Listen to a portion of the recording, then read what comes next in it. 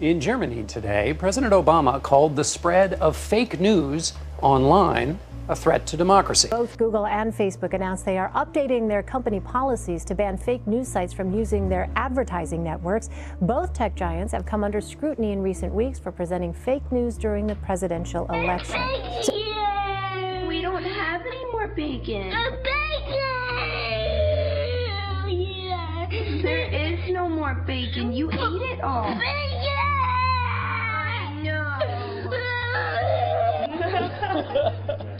Sorry, Democrats. No more bacon. So everyone's crying and everyone's lying. Post-election, hysteria is unfolding like a bitter blanket soaked in hobo urine. Did you hear the story of the Muslim student claiming her hijab was torn off by men in Trump hats? Turns out she made it up. Or the Boston guy who said he was harassed by men saying it's Trump country now. He made it up. The story about students wearing blackface after Trump's win? They made it up. A KKK rally in honor of Trump? Made it up. In fact, almost every so-called Trump-caused hate crime seems about as fake as a bag of Charlie Sheen's teeth. So what happens when crimes become hoaxes? Do they get more or less attention? Do the fakers go to jail for wasting our time? Or is the story buried under the lie of raising awareness? The media doesn't help. We are seeing hate. We are seeing hate from some of these fringe supporters who do not represent the majority of Trump voters. But we are seeing hundreds of cases of swastikas, of racist language, of harassment, of in some cases assault and bullying all across this country. Some of this needs to be verified. Some? I'm thinking maybe all of them should be verified, Bri. Germany is cracking down on Islamic radicals. Hundreds of police officers there searched over 200 offices, mosques, and apartments for supporters of the True Religion group on Tuesday. The group is known for giving out free copies of the Quran across the country. A German news agency reports the police raids took place in Western Germany and Berlin. The organization reportedly glorifies jihad and helps send people to Syria to fight with the Islamic State. Thousands have marched through the streets to protest the incoming presidency of Donald Trump. Many others have had a different kind of protest. This is really interesting. More than 20,000 people have made donations to Planned Parenthood. And get this, they've done it in the name of Vice President-elect Mike Pence.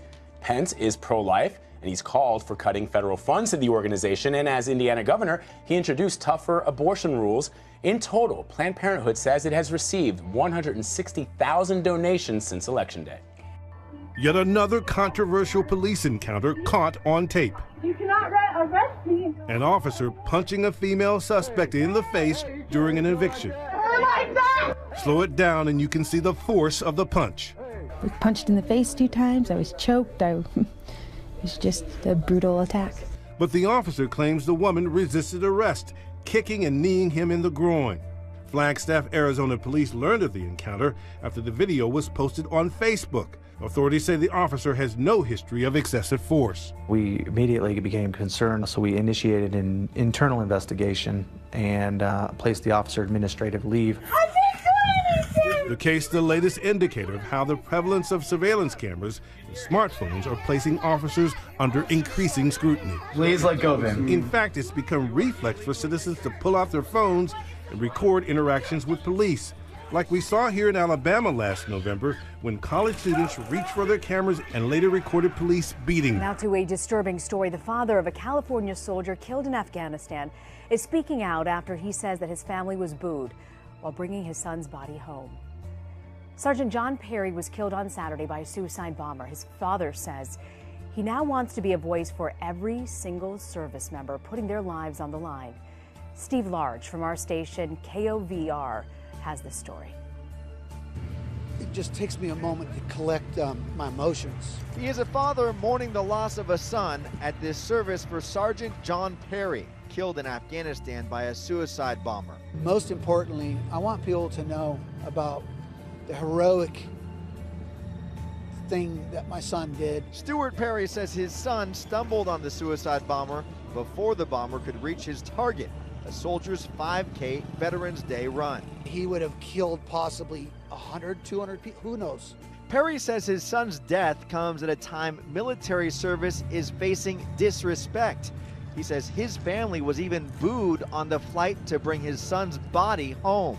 And to hear the reaction of the flight being delayed because of a Gold Star family and the first class cabin booing that was really upsetting. And it made us cry some more. And Perry says his son's death underscores why the American flag is sacred for service members, not just a symbol for protest. It's not for protest. It's for the death of the people that are saving us. That's what it's for.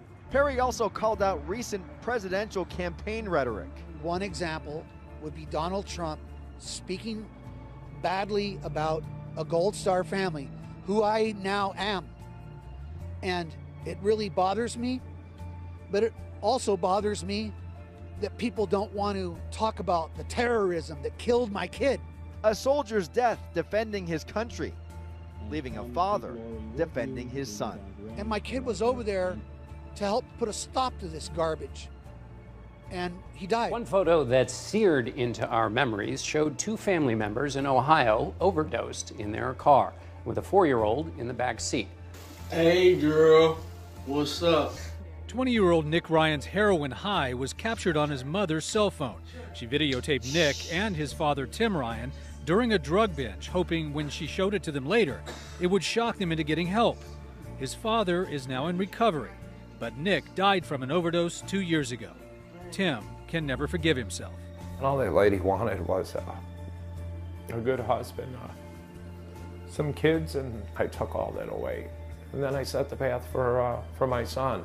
The Chicago area saw more than 600 opioid-related deaths last year, with EMS crews responding to nearly 3,000 overdose calls. At Stroger Hospital, they see an average of 14 cases a day. ER doctor Stephen Axe. For me, when I learned that overdose deaths exceeded car accident deaths, I mean, to me that was shocking. This epidemic knows no state boundaries, no age limits. It is colorblind and attracts men and women with equality. This is a 2-year-old in Lawrence, Massachusetts, trying to revive her overdosed mother in the aisle of a store. Anti-overdose drugs like Narcan have become a lifeline. Sounds like he's coming around a little bit. In 2011, 4,600 prescriptions were given out. So far this year, more than 87,000.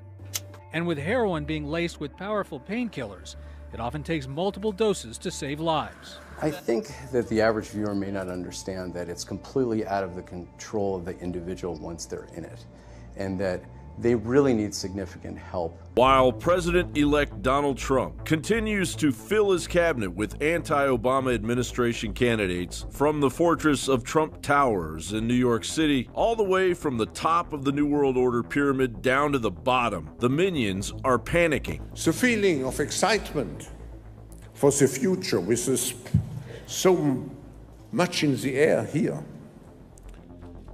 is not shared everywhere in the world, unfortunately. It is in contrast with a deep sense of turbulence and uncertainty, which we see now globally.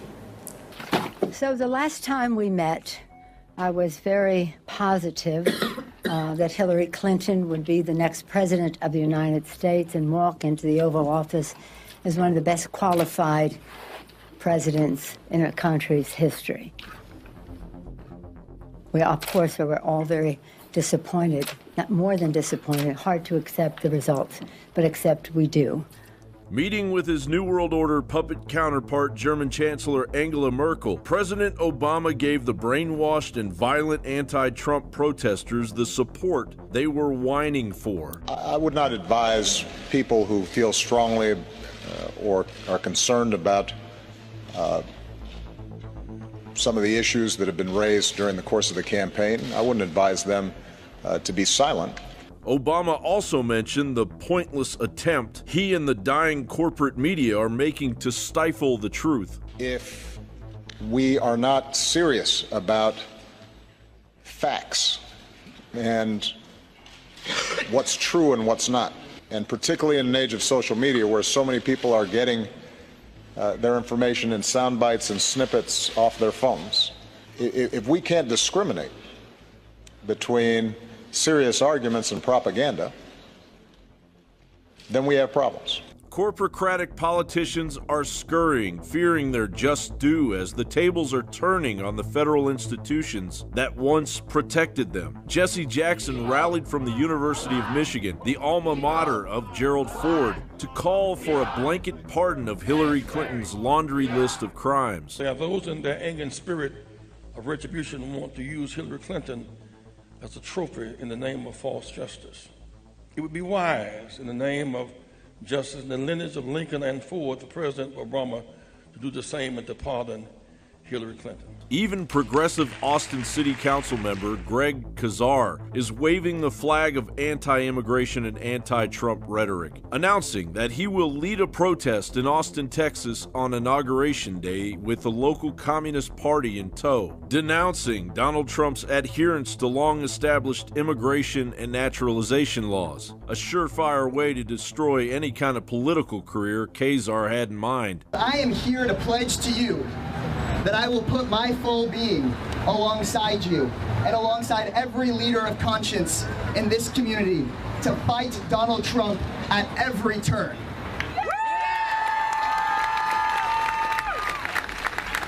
When Donald Trump says he wants to ban our Muslim brothers and sisters, that he wants people to register based on their faith, when he wants to attack the fundamental rights that created this country, we're gonna say, hell no! We're gonna say, hell no! And progressive Travis County Sheriff-elect Sally Hernandez is standing by her statement that she will not cooperate with ICE officers in the deportation of illegal immigrants. I ran on the platform to implement a progressive immigration policy, and I will keep my promise to the Travis County voters. Illegal immigrants like Nicodema Correa Gonzalez, who after being deported 5 times, crossed again only to sexually assault 10 women in Austin, Texas, setting one of those women on fire. I think on face value, he led probably a normal life where he goes to work during the day and comes home in the afternoon, and late nights goes looking for women. A reckoning is coming, and it's coming very soon, no matter how desperately the criminals that have lost their keys to the kingdom resist. The swamp will be drained.